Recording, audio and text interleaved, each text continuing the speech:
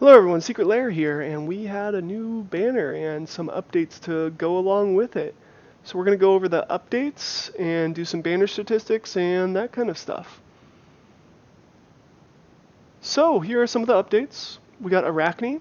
Her Widowmaker has been changed. The damage per stack has been increased from 35% to 75%. I'm like, well, Secret Lair, that sounds like a buff. Why would Arachne need a buff? Bonus damage to non-armored has been lowered from 100% to 65%, so if there's no armor on them, it does less damage. Base damage per tick goes from 45% to 25%. So the damage per tick has been lowered quite a bit. Max stack increase goes from 5 to 7, but the duration goes from 6 seconds to 4 seconds. So this is pretty important changes here, because it affects two game modes. It affects boss battles, and it affects raids, and technically arena, differently. So arena and raids, this is a nerf. For boss battles, this is a buff. Why? Well, the max stacks was increased from 5 to 7. That means the longer the fight, the more the stacks. And the damage per stack, oh my gosh, pronunciation. Damage per stack was increased. So in boss fights that last a long time where you're going to get 7 stacks, Arachne's going to do insane damage. And we already saw that with the last boss fight of the week. Usually I think my team gets like 11 kills each person.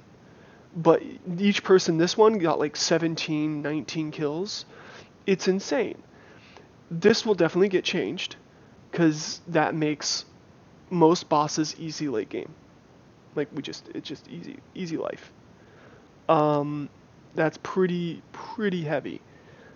But for PvP, is definitely a nerf.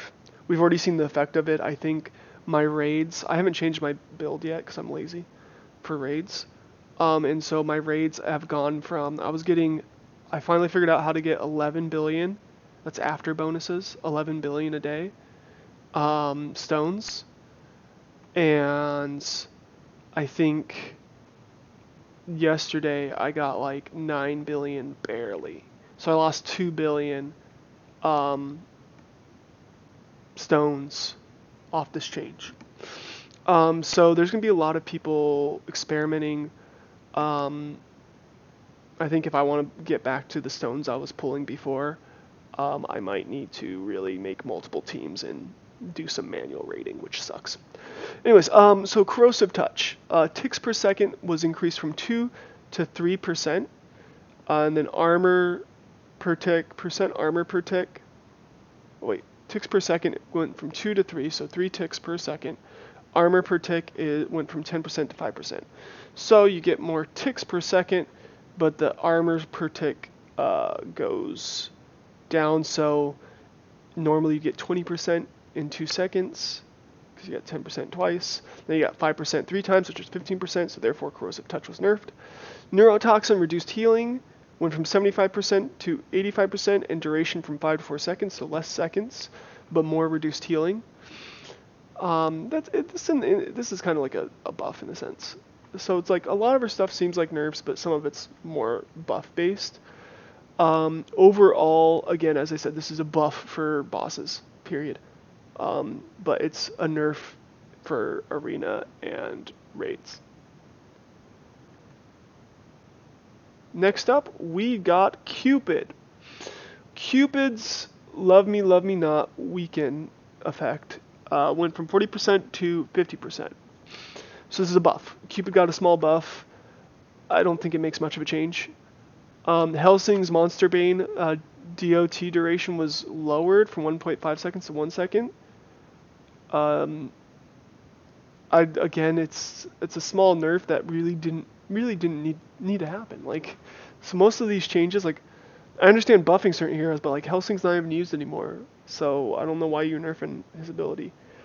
Maybe some people were using him for something, and like, so sometimes, so I'm not in one of the top 10 guilds.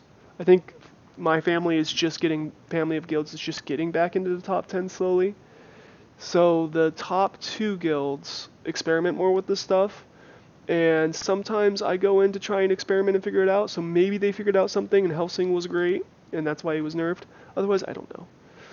Artemis damage for Pierce went from 3.2 times damage to 3.75. Artemis is still not used. Artemis very depends on how many archers you have, and having multiple archers is not beneficial, really. Usually on a team you have a max of 2 archers, so having Artemis and another archer is pointless, and you don't have, no one, like, unless you're a whale, no one has like 5 archer gear to make Artemis actually good, and you wouldn't want 5 archers. So Artemis is hard to make good unless you make it easier to get archer gear. Lucky, happy hour.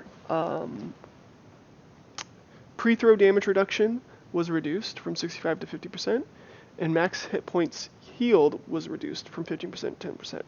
So this is another debuff to Lucky, because we still get those long Lucky versus our other tank fights that go forever. So overall, these don't change anything, these updates. The only thing that changes anything is Arachne's update. These don't change the meta at all.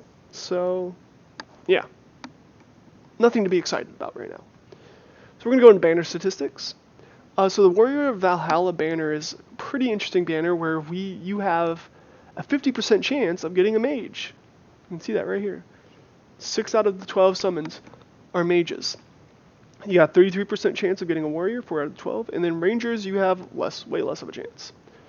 So if you want to upgrade your Arachne to SSSS, or your Bloody Mary, or any of your mages to 4S, you want to pull from the Warriors of Valhalla banner. It just makes sense. But the Heroic Summon banner, when we compare, you get less mages, Warriors you have a greater chance, and Rangers you have a way greater chance. So if you need to pull for Warriors and Rangers, Heroic Summon. If you need to pull for mages, pull from Warriors of Valhalla. If you need the new hero, pull from Warriors of Valhalla. My suggestion is pull from Warriors of Valhalla until you get the new hero. And then, unless you need mages specifically, go Heroic Summon. If you're a new player, then it's usually safe to just pull from the new banner, because those are usually contain most of the best heroes. And then once you have most of the heroes from that banner, you can switch over to Heroic Summons. Whale time! So I did a little bit thing. I looked at 2 of the special offers that come with the Valkyrie thing. So these are both kind of the most enticing things that pull you. Like, oh man, I get with the Valkyrian Blessing, I get 70 scrolls. I still get some pulls for weapons, and I get 8,000 gems. But then there's the Hordes of Helheim, which is the traditional one that's really good that I always recommend. So how do they compare? Well, let's do some math. Valkyrian Blessing, you have 8,000 diamonds, plus 40 royal chests, plus 40 runic chests, plus 70 summoning scrolls. So 70 summoning, when you summon 10 at a time, each summon is 90, right? 900 is 10 summons. So we go 70 times 90, right? Because that's how it works. Each one scroll is worth basically 90. And then we have 125 is how much those diamonds cost each. I might have done this math wrong. Alright, back with the jump cut. I had to correct my math there because it was wrong. And so you got to divide by 5 right there, which makes it 25. So you got for the multiplication, because it's 5 for, you get 5 chests for 125. So my bad for not dividing. And then I also have over here, I did that 125 divided by 5 ahead of time, so it's 25. So you can see how much diamonds you get for each. So the interesting thing is, you see here, usually this used to be 2 per account. Now it's 25 per account. And this is 5 per account. You know how much that makes sense? doesn't make sense. Because this is a better deal. Don't buy this. Buy this. Armor and, like, scrolls, sure, they're nice. This one gets you more heroes. This one gets you more weapons. And more weapons, I think, are better, and you can buy more of these. If you're going to spend money, get the Hordes of Helheim. I think they need to do their math better and prioritize the amount these banners, because if you're not getting as much diamonds out of this banner as you are this banner, then this banner shouldn't be $100. This one can be $100. This one should be like $70, $80, you know? So, I think the company needs to think more about what things cost. I think I might do a video on that. And last, summary. So test out Brunhild in raids. She's obviously going to be good for trophy pushing in arena.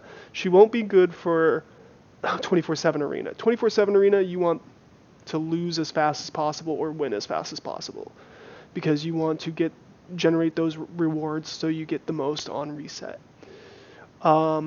So she's not good for that, but she's good for pushing trophies. So if you're close to the next trophy range, put Brunhild in your thing. I know I spelled it this way, but that's technically correct, whatever.